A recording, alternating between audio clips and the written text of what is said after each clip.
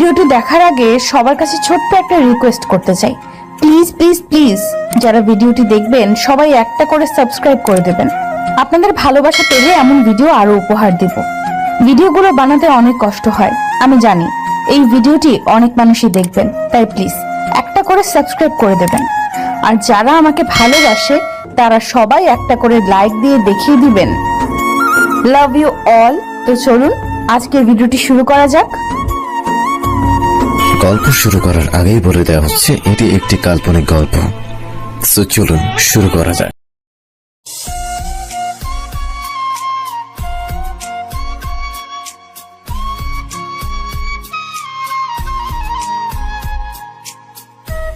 অঙ্ক বইটা নিয়ে আয় তো। সব সময় আমি মায়ের কাছে পড়ালেখা করি, বাবার কাছে এর আগে কখনো পড়তে বসিনি। আর অঙ্ক এই নাম শুনলেই ভয় লাগে। বাবার পরে একমাত্র অঙ্ককে এতটা ভয় পাই। অঙ্ক যতটা কম পারি ততটাই কম বুঝি। অঙ্ক বুঝতে অনেক সময় লাগে। এই জন্য ছোটবেলায় মায়ের কাছে, স্যারদের কাছে অনেক বকা খেয়েছি। বাবার মুখে অঙ্ক বই নিয়ে আসার কথা শুনে ভয় কাঁপতে লাগলাম। তবে কিছু করার নেই, বাবা যখন বলেছে তখন বাবার কাছে আজ অঙ্ক করতে হবে। কাঁপতে কাঁপতে বাবার সামনে অঙ্ক বই নিয়ে দাঁড়ালাম। বাবা বলল, খাতা কই? আমি এক দৌড়ে টেবিল থেকে খাতা আর কলম নিয়ে আবার বাবার কাছে ফিরে এলাম। বাবা আমাকে অঙ্ক বোঝাতে লাগলো। বাবা বাবার মতো করে অঙ্ক বোঝাচ্ছে, তবে আমি কিছুই বুঝতে পারছি না। বাবা যখন বলে বুঝেছিস? আমি শুধু হ্যাঁ বলি। অঙ্ক বোঝানো হলে বাবা বলল, এবার ঠিক এই নিয়মে অন্য একটা অঙ্ক দিচ্ছি, কর। যদি পারিস তাহলে বুঝবো। বুঝেছিস? আমি অঙ্ক নিয়ে 20 মিনিট বসে রইলাম। বাবা ফিরে এসে দেখলো আমি কিছুই করতে পারিনি। বাবা মাথা ঠান্ডা রাখার চেষ্টা করে বলল, যদি না বুঝতে পারিস বলতি বুঝিনি, আর কখনো না বুঝে বুঝেছি বলবি না, ঠিক আছে? আমি এবারও মাথা উপর নিচ করে বোঝালাম, হ্যাঁ ঠিক আছে। সেই অঙ্ক বাবা আবার বোঝাতে লাগলো। যতবার বলছে বুঝেছিস, আমি ততবার মাথা ডানে বামে ঘুরিয়ে বলে দিচ্ছি বুঝিনি। আরও কয়েকবার বোঝানোর চেষ্টা করলো। আমি ভয়ের মধ্যে ছিলাম, তাই টেনশনে ভয়ে ভালো করে মনোযোগ দিতে পারছিলাম না, তাই কিছুই বুঝতেও পারছিলাম না। বাবা শেষমেশ বোঝানো বন্ধ করে রেগে খুব জোরে পিঠে থাপ্পড় দিল। রেগে বলল, মাথার মধ্যে তো গোবরও নাই, গোবর থাকলে কিছু তো বুঝতে পারতি। আমি একাধারে কান্না করতে লাগলাম। মা এসে আমাকে নিয়ে গেল। পিঠে 5 আঙ্গুলের দাগ বসে গেল। সেই থেকে ভয় আরও বেড়েছে, কখনো কমেনি। বাবাকে আমি সরাসরি কখনো কিছু বলতে পারি না। যা প্রয়োজন সেটা মাকে বলি, মা পরে বাবাকে বলে। পৌঁছে দেখি নীলা বসে আছে। নীলার কাছে গিয়ে জিজ্ঞাসা করলাম, সব কিছু ঠিক আছে? কোনো সমস্যা হয়নি তো?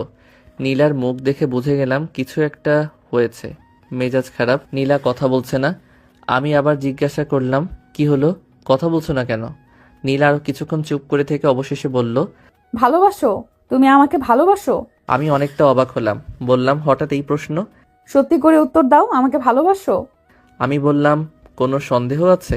নীলা বলল, আমাকে বিয়ে করবে? আমি কিছুটা রেগে বললাম, তোমার কি মনে হয় আমি তোমাকে কষ্ট দিয়ে অন্য কাউকে বিয়ে করব? তুই জানো তোমাকে আমি কতটা ভালোবাসি। তোমাকে ছাড়া অন্য কাউকে বিয়ে করার কথা ভাবতে পারি না। নীলার এখনো মেজাজ খারাপ, মন খারাপ। আমি আবার বললাম, বাসায় কিছু হয়েছে? বিয়ের জন্য কি প্রেশার দিচ্ছে? নীলা খুব রাগী কণ্ঠে বলল, তুমি বাবাকে বলেছো আমার কথা? আমি বললাম, মাকে বলেছি, মা আব্বুকে বলবে। আব্বুর কোনো কারণে কয়দিন ধরে মেজাজ খারাপ, তাই আম্মু বলতে সাহস পাচ্ছে না। তুমি বলতে পারো না? যাকে ভালোবাসো তার কথা সাহস করে নিজের বাবাকে বলতে পারো না? তাহলে কিরকম ভালোবাসো? নীলা খুব জোরে কথাগুলো বলল। আশেপাশের মানুষ নীলার কথা শুনে আমাদের দিকে তাকিয়ে থাকলো কিছুক্ষণ। আমি নীলাকে বুঝিয়ে বললাম, তুমি জানো আমি বাবাকে প্রচন্ড ভয় পাই। নীলা বিদ্রূপভাবে বলল, এতই যখন ভয় পাও তাহলে নিজেকে পুরুষ ভাবতে লজ্জা করে না? নীলা বেশি বেশি হয়ে যাচ্ছে, শান্ত হও। না, আমি শান্ত হব না। আজকে রাতের মধ্যে তোমার বাবাকে আমাদের কথা বলবে। যদি না বলো তাহলে আমাদের সম্পর্ক এখানে শেষ। এই বলে নীলা চলে গেল। আমি একা একা যেখানে ছিলাম সেখানে কিছুক্ষণ বসে রইলাম। রাত 11টা। নীলার ফোন এলো। ফোন রিসিভ করার পর নীলার প্রথম কথা ছিল, বাবাকে আমাদের কথা বলেছো? আমি কিছুটা ভয়ে উত্তর দিলাম, বাবার মেজাজ আজকে অনেক খারাপ ছিল, তাই ভয়ে কিছুই বলিনি। বাবার মেজাজ ঠান্ডা হোক তখন বলবো। নীলা 4-5 মিনিট কিছুই বলল না। আমিও কিছু বললাম না। তুমি আমাকে আর কখনো ফোন দিবে না, কোনো মেসেজ দিবে না। নীলা খুব শান্তভাবে কথাগুলো বলল। আমি কিছু বলার আগে নীলা ফোন কেটে দিল। ফোন কেটে দেওয়ার পর আমি কয়েকবার করে ফোন দিয়েছি নীলাকে। নীলা ফোন রিসিভ করেনি। ভেবেছি সকালে রাগ কমে যাবে, সকালে আবার ফোন দিব, কিন্তু গত 3 দিন ধরে আমার দেওয়া মেসেজের একটাও রিপ্লাই দেয়নি, একবারও ফোন রিসিভ করেনি। অবশেষে প্রচণ্ড রাগে নীলাকে মেসেজ বা ফোন দেওয়া বন্ধ করে দিয়েছি। যখন রাগ কমবে নিজ থেকে ফোন দিবে এই আশায় অপেক্ষা করছি। একটু আগে নীলার পাঠানো মেসেজটা আবার পড়লাম। আবার ঘড়ির সাথে টাইম মিলিয়ে দেখলাম 30 মিনিট থেকে 10 মিনিট চলে গেছে। হঠাৎ বুক কেঁপে উঠল। নীলা যদি সত্যি সত্যি এমন কিছু করে তাহলে আমার কি হবে? কিছুই ভাবতে পারছি না। বাসায় এই মুহূর্তে কেউ নেই, সবাই সন্ধ্যায় একটা দাওয়াতে গিয়েছে। আমাকে অনেক করে বলেছে যেতে, আমি যাইনি। কি করব এখন? চিন্তা ভাবনা এলোমেলো হয়ে যাচ্ছে। ঠান্ডা মাথায় কিছুই ভাবতে পারছি না। দ্রুত একটা প্যান্ট আর একটা টি শার্ট পরে দরজা খুলে বের হলাম। স্যান্ডেল পাচ্ছিলাম না, তাই খুঁজতে গিয়ে সময় নষ্ট না করে বাসা থেকে বের হয়ে রাস্তায় এলাম। রাস্তায় কোনো বাস, রিক্সা কিচ্ছু নেই। গুরুত্বপূর্ণ সময় কিছুই ঠিকমতো পাওয়া যায় না। হিসাব করে দেখলাম এখান থেকে নীলাদের বাসায় হেঁটে গেলে 50 মিনিট লাগবে। যদি দৌড়ে যাই তাহলে 30 মিনিট। আমার হাতে সময় আছে 20 মিনিট। বাস বা রিক্সার জন্য অপেক্ষা না করে দৌড়াতে লাগলাম খালি পায়ে। রাস্তায় দৌড়াতে দৌড়াতে মনে মনে প্রার্থনা করতে লাগলাম নীলার যাতে কিছু না হয়, নীলা যাতে কোনো পাগলামি না করে। হঠাৎ কিছু একটাতে পা বেঁধে পড়ে গেলাম। হাঁটু কিছুটা কেটে গেল। সামান্য ব্যথা অনুভব হলো, তবে ব্যথাকে এতটা গুরুত্ব দিলাম না। দৌড়াচ্ছি দৌড়াচ্ছি দৌড়াচ্ছি। ঘড়ির দিকে তাকালাম, সময় শেষ। নীলা মেসেজে বলেছিল 30 মিনিটের মধ্যে নীলাদের বাসায় না আসলে নীলা ছাদ থেকে লাফ দিবে। মেসেজ পেয়ে অন্য কিছু না ভেবে বাসা থেকে বের হয়ে দৌড়াচ্ছি। এত রাতে বাস কিংবা রিক্সার জন্য অপেক্ষা করা মানে সময় নষ্ট। নীলা কি ছাদ থেকে লাফ দিয়েছে? মনে মনে প্রার্থনা করলাম, নীলা আমাকে আর 10 মিনিট সময় দাও, আমার আসতে মাত্র 10 মিনিট লাগবে। প্লিজ নীলা, পাগলামি করো না। তোমার কিছু হয়ে গেলে আমি একা কি করে বাঁচবো? পা থেকে রক্ত বের হচ্ছে, প্যান্টের সাথে রক্ত জমাট বেঁধে ব্যথা ক্রমশ তীব্র থেকে তীব্র হচ্ছে।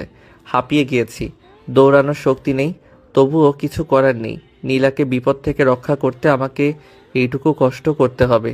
নীলাদের বাসার নিচে পৌঁছে সাথে সাথে সিঁড়ি বেয়ে ছাদে চলে এলাম। 10 তলা বেয়ে উঠতে উঠতে মনে হয়েছে পায়ের হাড্ডি ভেঙে যাচ্ছে। ছাদে উঠে এদিক ওদিক নীলাকে খুঁজতে লাগলাম। ছাদের এ মাথা থেকে ও মাথা, কোথাও নীলা নেই। আমি ছাদ থেকে নিচে তাকাতে তাকাতে পুরো জায়গাটা ভালো করে দেখলাম, কোথাও নীলা নেই। মাথা সম্পূর্ণ এলোমেলো হয়ে গেল। বুক আষ্টে পৃষ্ঠে, গলা শুকিয়ে অবশেষে চোখ দিয়ে কয়েক ফোঁটা পানি গড়িয়ে পড়ল নিচে। আমি ছাদে বসে রইলাম। আমি ব্যর্থ, জীবনের সবচেয়ে গুরুত্বপূর্ণ কাজে ব্যর্থ। আমি কিছু ভাবতে পারছি না। চোখ দিয়ে অনবরত বুলেট বৃষ্টি হচ্ছে। কি হবে এখন, কি হবে? আমি এই কষ্ট একটা জনম বুকে চেপে কি করে বাঁচব? হঠাৎ ছাদের গেট দিয়ে কারো প্রবেশ করার শব্দ পেলাম। কেউ একজন ছাদে আসছে। আমি কোথায় যাব, কি করব? পর মুহূর্তেই নীলাকে ছাদে দেখে দৌড়ে গিয়ে ঝাপটে ধরলাম। জড়িয়ে ধরার সাথে খুশিতে কান্না পেয়ে গেল। কান্না চেপে রাখতে না পেরে কেঁদে দিলাম। নীলাকে জড়িয়ে ধরে কাঁদলাম। কতক্ষণ কেঁদেছি জানি না, তবে এই মুহূর্তে পৃথিবীর সবচেয়ে খুশি মানুষ কেউ হলে সেটা আমি। এই আমি, শুধুই আমি। তবে আমি কি জানতাম না পর মুহূর্তেই নীলাকে দেখে সবচেয়ে অখুশি মানুষটা আমি হব। নীলা কিছুক্ষণ পর রেগে বলল, প্লিজ অব্র, এবার শান্ত হও। এইভাবে ছাদের মধ্যে আমাকে জড়িয়ে ধরে থেকো না। বাসায় অনেক লোকজন, হঠাৎ কেউ ছাদে চলে আসলে বিরাট সমস্যা হয়ে যাবে। আমার বুক থেকে নীলাকে মুক্ত করে একটু দূরে সরে গেলাম। নীলাকে ভালো করে দেখে আমার মাথায় আকাশ ভেঙে পড়ল। পায়ের তলা থেকে মাটি সরে গেল। আমি যেন তলিয়ে যাচ্ছি মাটির গহ্বরে। নীলাকে প্রশ্ন করলাম, তুমি এই পোশাকে? নীলা উত্তর দিল, আজকে আমার বিয়ে। আমি কথা বলার ভাষা হারিয়ে ফেলেছি। আমার স্বপ্নে গড়া দুনিয়া ধীরে ধীরে ধসে পড়ছে, ভেঙে যাচ্ছে। বাকরুদ্ধ হয়ে দাঁড়িয়ে রইলাম। নীলার বিয়ে আজকে? নীলা বলল, প্লিজ কোনো পাগলামি করবে না প্লিজ।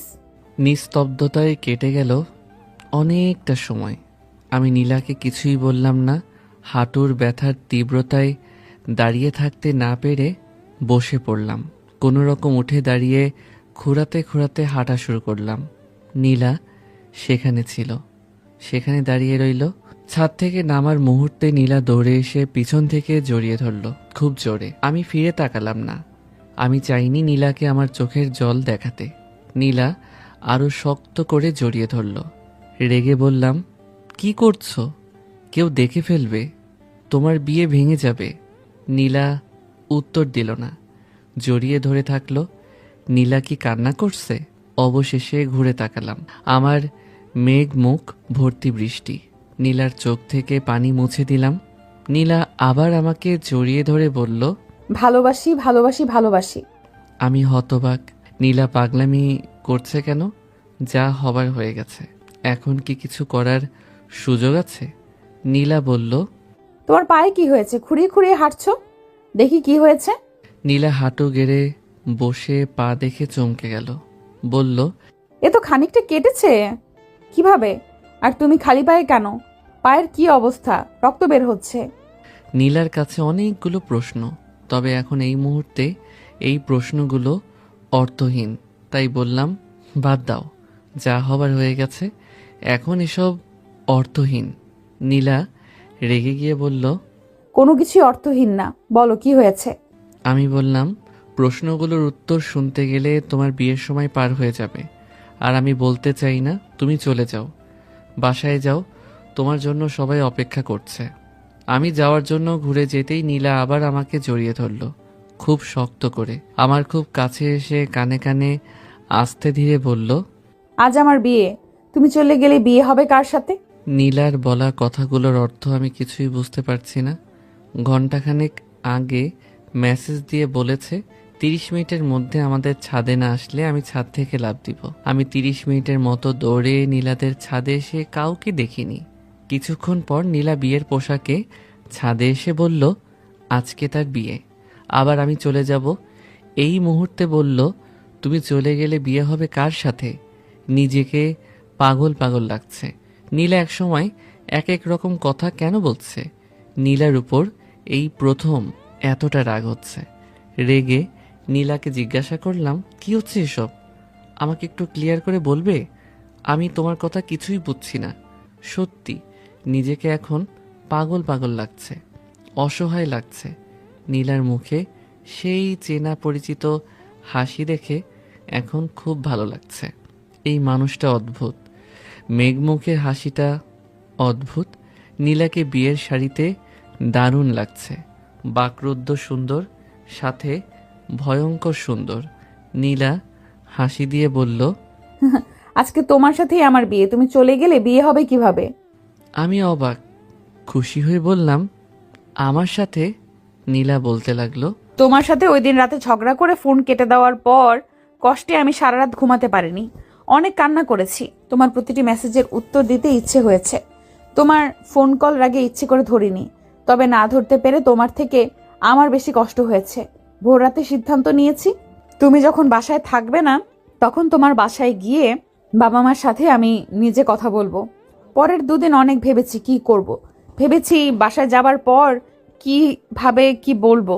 তোমার মা সবটা জানতো, তাই তোমার মাকে নিয়ে কোনো ভয় ছিল না। ভয় ছিল বাবাকে নিয়ে, বাবা কিভাবে রিয়্যাক্ট করে এটা নিয়ে অনেক ভয়ে ছিলাম। তবু আমাকে কাজটা করতে হবে। তোমাকে ছাড়া আমি অন্য কাউকে মরে গেলেও বিয়ে করতে পারবো না, অন্য কাউকে ভালোবাসতে পারবো না।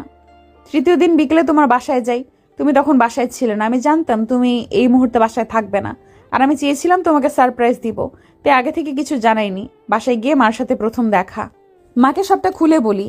আনিকা বাসায় ছিল, আনিকাকে সবটা বলি। বাবাকে ফোন দিয়ে মা বাসায় আসতে বলে। তোমার বাবা বাসায় আসার পর প্রথমে ভয়ে ছিলাম, তা তোমার বাবা বলল আমি সবটা বলি, আমাদের রিলেশনের কথা, তুমি ভয়ে বাবাকে আমাদের কথা বলতে না পারার কথা। তোমার বাবা খুবই ভালো মানুষ, তুমি শুধু শুধু ভয় পাও। বাবা সবটা শুনে কোনো দ্বিধা করেনি, সাথে সাথে রাজি হয়ে গেছে। সেদিনই তোমাকে সবটা জানাতে চেয়েছিলাম, সেদিন তোমাকে সারপ্রাইজ দিতে চেয়েছিলাম, তবে আনিকা সবার সামনে বলল ভাইয়াকে বড় একটা সারপ্রাইজ দিব। তারপর এই যে মেসেজ দেওয়া, 30 মিনিটের মধ্যে বাসায় আসা, আজকে আমার বিয়ে, এটা বলা তোমাকে। সবকিছু আনিকার প্ল্যান ছিল। তোমার বাবা মা গতকাল ফোনে আমার বাবা মার সাথে কথা বলেছে। আমার বাবা মাও দ্বিপদ করেনি, সবাই রাজি। তাই আজ পারিবারিকভাবে বিয়েটা হবে, পরে অনুষ্ঠান করা হবে। হঠাৎ আনিকা ছাদে আমাদের ডাকতে আসলো, বলল, ভাইয়া আর কত সময় থাকবে ছাদে? তাড়াতাড়ি নিচে আসো, আমরা সবাই অপেক্ষা করছি। আমি আনিকাকে বললাম, তোর খবর আছে, আজকে বিয়েটা হোক, তারপর দেখছি তোকে। ইস, আমি সবকিছু ম্যানেজ করলাম, উল্টো খুশি হয়ে আমাকে উপহার গিফট দিবে। এখন বলছো আমার খবর আছে? আচ্ছা এখন নিচে আসো, সবাই অপেক্ষা করছে। এই বলে আনিকা নিচে চলে গেল। আমি নীলাকে জড়িয়ে ধরে বললাম, জানো আমি আজকে কতটা খুশি? নীলা বলল, তোমার থেকে আমি বেশি খুশি। আমি তোমাকে অনেক ভালোবাসি। নীলা আমাকে ছেড়ে দিয়ে বলল, তোমার পায়ের অবস্থা ভালো না, কেউ এভাবে পাগলের মতো আসে? কি করছো, নিজের খেয়াল আছে? আমি হেসে বললাম, ভালোবাসি যে। হয়েছে, এবার চলো নিচে গিয়ে আগে ড্রেসিং করে ব্যান্ডেজ করে দেই, তারপর ফ্রেশ হয়ে পাঞ্জাবি পরবে। বাহ, সবকিছু প্রস্তুত? জি হ্যাঁ, শুধু তোমার এই অবস্থা। আসো নিচে আসো। এই বলে নীলা চলে যাচ্ছিল। আমি নীলার হাত টেনে নিজের কাছে নিয়ে এসে বললাম, আজকে সম্পূর্ণ আমার হয়ে যাচ্ছ। হয়েছে, আর আল্লাহ দেখাতে হবে না, এখনো হয়নি। আর হবার পর তোমার খবর আছে। এই বলে লজ্জায় দৌড়ে নিচে নেমে গেল নীলা। অবশেষে মেঘ মুখ একান্ত আমার নিজের হচ্ছে, এটা ভাবতেই নিজেকে দুনিয়ায় সবচেয়ে সুখী মানুষ মনে হচ্ছে। ভালোবাসার মানুষটাকে নিজের করে পাওয়ার মতো আনন্দ অন্য কিছুতে কি আছে? সমাপ্ত। নিয়মিত গল্প পেতে আমাদের সাথে থাকুন, বেশি করে কমেন্ট এবং লাইক করুন, তাহলে পরবর্তী গল্পগুলো খুব তাড়াতাড়ি আসবে।